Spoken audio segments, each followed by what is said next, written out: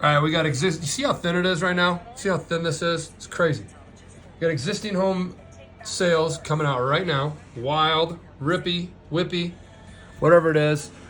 When existing home sales, when an economic release comes out, be careful. Look at it. It's already ripping higher. Can't even keep up with it. Got to go to a higher time frame chart. Seeing it's ripping higher. S&Ps are pulling back. So it does this little whippiness. And it's very thin. You can see it's very thin. So I'm keeping an eye on that. You don't trade. I don't trade. You shouldn't trade. But you can if you want to. Economic releases. I wouldn't touch them. It's a gambling. It's a crapshoot. We're not gamblers. We're traders. Longevity in the game is having the skill that's good enough to sit on your hands, stay disciplined, and be a trader. Now I'm going to get back into the markets here as I let the news digest in the marketplace, which is happening right now. And then people start to get their positions back in order. So trade smart.